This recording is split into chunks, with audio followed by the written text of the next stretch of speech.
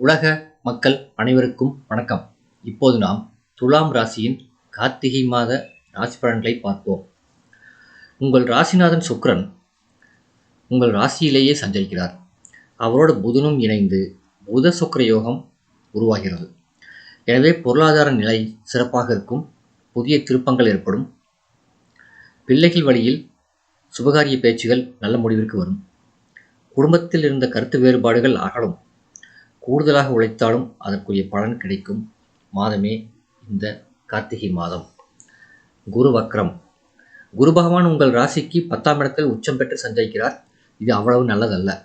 10ல் குரு பதவியில் மாற்றம் ஏற்படும் என்பதே பழமொழி. ஆனால் அவர் கார்த்திகை 2ஆம் தேதி முதல் வக்ரம் பெறுகிறார். அந்த அடிப்படையில் பார்க்கும்போது மிகுந்த நல்ல பலன்கள் உங்களுக்கு கிடைக்க வேண்டும். எனவே பொருளாதார பற்றாக்குறை அகலும். புதிய முயற்சிகளில் வெற்றி கிடைக்கும். தொழில் உத்தியோகத்தில் திடீர் திருப்பங்கள் ஏற்பட்டு திரவிய லாபங்கள் கிடைக்கும். ஒரு சிலருக்கு வெளிநாட்டு அழைப்புகள் வரலாம். விருச்சிக ராசியில் சுக்கிரன். கார்த்திகை 11ஆம் தேதி விருச்சிக ராசிக்கு சுக்கிரன் செல்கிறார்.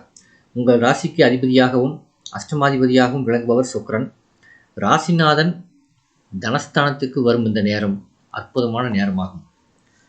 தேர்ந்தெடுத்த துறை எதுவாக இருந்தாலும் உங்களுக்கு வெற்றி கிடைக்கும். தெய்வீக பயணங்கள் அதிகரிக்கும்.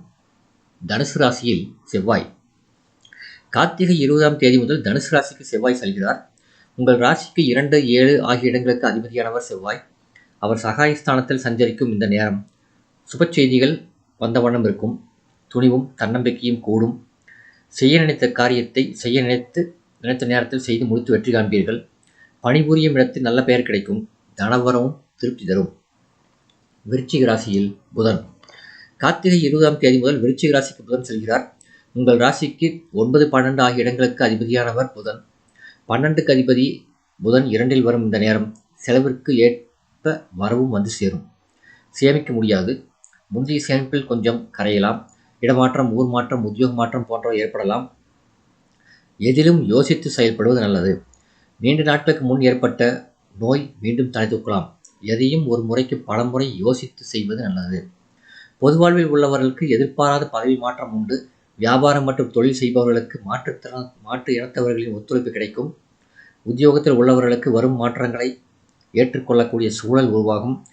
கலைஞர்களுக்கு நட்பு கை கொடுக்கும். மாணவ மாணவிகளுக்கு மதிப்பெண் உயரும். பெண்களுக்கு ஆடை ஆபரண சேர்க்கை உண்டு. குடும்ப முன்னேற்றம் திருப்தி தரும்.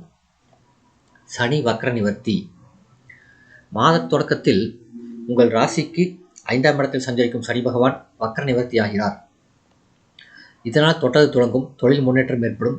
பிள்ளைகளால் பெருமை சேரும். பூர்வீக சொத்துகளில் இழுபறி நிலையில் இருந்த பாகப்பிரிவினை சுமூகமாக முடியும். பல நாட்களாக உங்கள் கருத்துக்களுக்கு மாற்று கருத்து உரைத்த நண்பர்கள் இப்பொழுது மனம் மாறுவார்கள். பரிகாரம். இந்த மாதம் விஷ்ணு வழிபாடு உங்களுக்கு நன்மை தரும். இந்த வீடியோ உங்களுக்கு பிடிச்சிருந்தா லைக் பண்ணுங்க, ஷேர் பண்ணுங்க, சப்ஸ்கிரைப் பண்ணுங்க.